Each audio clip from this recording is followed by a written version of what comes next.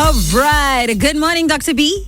Good morning, bright and early. How are you? You know what? I am successful and beautiful and amazing. How are you? Yeah, well, it's all about perception. And if those perceptions are what you feel, that's what you are. You are what you most focus on. So if you focus on those things, that's what's going to happen. Awesome, Dr. B. What are we talking about today? We're talking about a very often asked subject because women often complain that men don't go through changes of life that they go through, and women often complain, understandably, that the hot flushes and the mood swings and the lack of sleep are part of a sign that you're in the afternoon of life, not in the morning, and they always complain that men never have these symptoms. But this is a myth, and it's important to understand. Although we don't have what is called the male menopause, we have symptoms which we term the andropause, and this is really just another word of saying that men's maleness, if you like, the testosterone production, the male hormone, is beginning to decrease, and generally occurs after the age of about 40, and that's when it starts to decline and symptoms occur. And then the symptoms are readily understandable by people who have dads or partners that are over the age of 40, and these are things like mood swings and irritability and loss of muscle mass and ability to do exercise.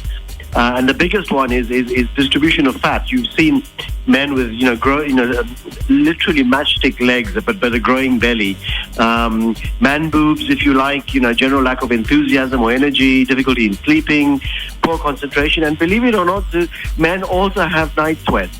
Hot flushes or hot flashes do occur in men.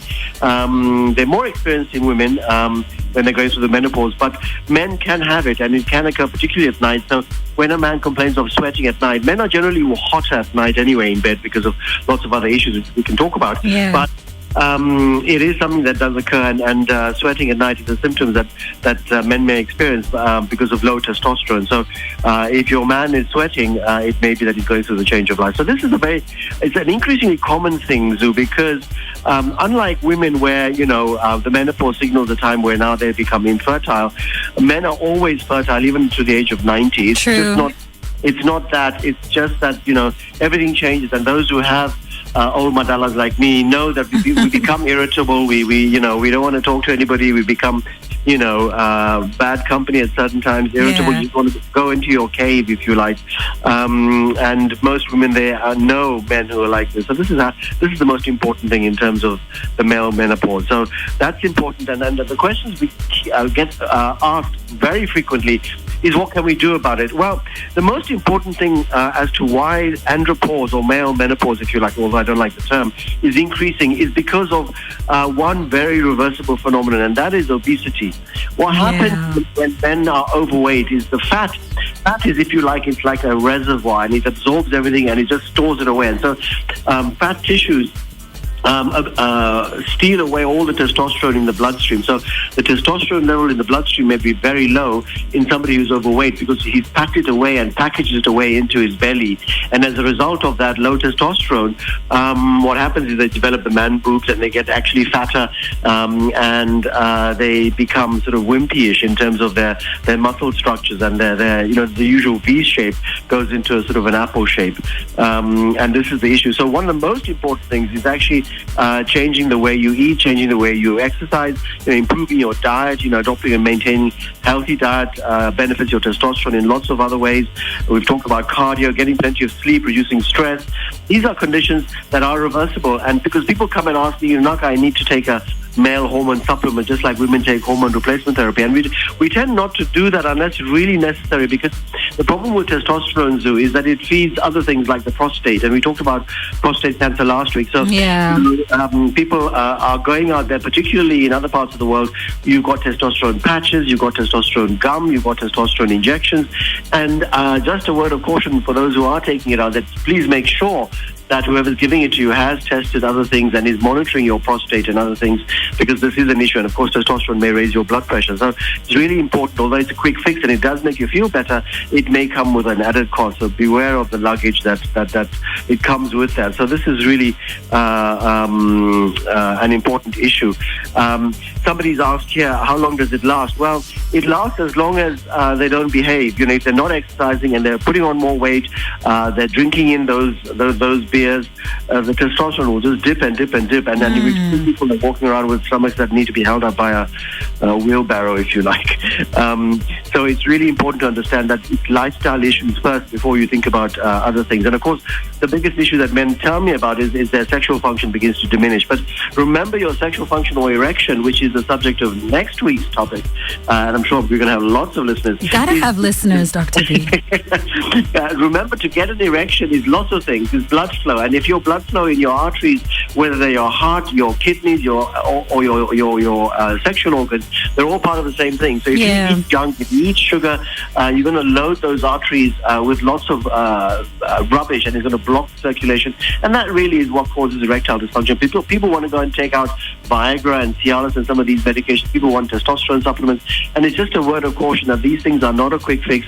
Look at yourself in the mirror and think, Kante, is there something that's wrong with me in terms of my lifestyle, rather than what can I take to replace this thing? Go upstream and ask, what have I done to deserve this? Because there are a lot of men over the age of 60 that really look good because they look after themselves. Yeah. And so this is really an issue. And I think, with what I call the metrosexuals, the urbanites, the males in the city are really now beginning to take care of themselves, and exactly. I see it all the CBD time. Guys, yeah.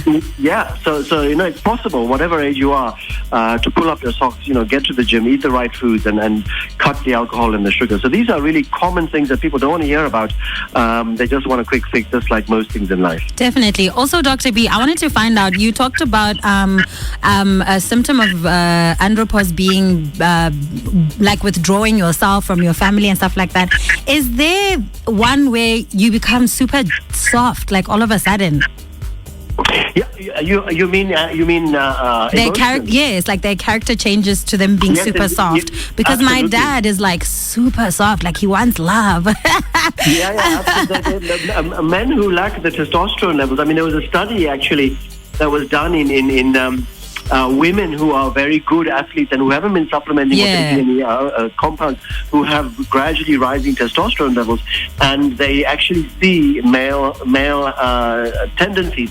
So a bit more aggression, a little bit more manliness, a little bit more assertiveness, and what happens with a drop in testosterone is you become a little bit more gentle, if you like. Dr. B. And they also cry easier. Dr. B. It may be a cartoon. I'm so sorry. Like, I don't want to put him on blast, but like, my dad is now gentle and soft, and it's sweet. Trust me, but it's weird.